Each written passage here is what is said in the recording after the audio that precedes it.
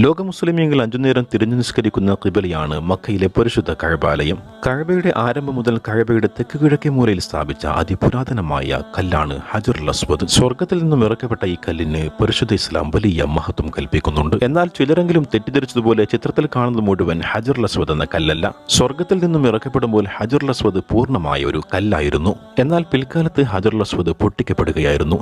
വെള്ളി കൊണ്ട് പൊതിഞ്ഞ ഒരു വലിയ കല്ലിലാണ് ഹജറുൽ അസ്വദിന്റെ കഷ്ണങ്ങൾ ഇന്ന് സൂക്ഷിച്ചിരിക്കുന്നത്. ഹിജറ 270 അബൂ സഈദ് തലവനായി കൂഫയിൽ രൂപം കൊണ്ട ഷിയകളിലെ ഖറാമിത്ത വിഭാഗം ഹജറുൽ അസ്വദ് മോഷ്ടിച്ചു കൊണ്ടുപോവുകയായിരുന്നു. എന്നാൽ ഇവർക്കെതിരെ അബ്ബാസി ഭരണകൂടത്തിലെ 16ാം ഖലീഫ അൽ മുഖ്തദിറു ബില്ലാഹ് പട നയിക്കുകയും ഹജറുൽ അസ്വദ് തിരിച്ചെടുക്കുകയും ചെയ്തു. പിന്നീട് ഹജ്ജ് വേളയിൽ മക്കയിലെത്തിയ മുഖ്തദിറിനെയും സംഘത്തെയും അബൂ സഈദിന്റെ മകൻ അബൂ ത്വാഹിർ ആക്രമിക്കുകയായിരുന്നു. വിശുദ്ധ ഹറമിൽ വെച്ച് ഹാജിമാരെ ക്രൂരമായി കൊലപ്പെടുത്തി സംസം കിണർ അശുദ്ധമാക്കി പരിശുദ്ധമായ ഹജറുൽ അസ്വദ് പൊട്ടിച്ച് കഷ്ണങ്ങളാക്കി കൊണ്ടുപോയി. പിന്നീട് 20 വർഷങ്ങൾക്ക് ശേഷമാണ് ഹജറുൽ അസ്വദ് തിരിച്ചു പിടിച്ചത്.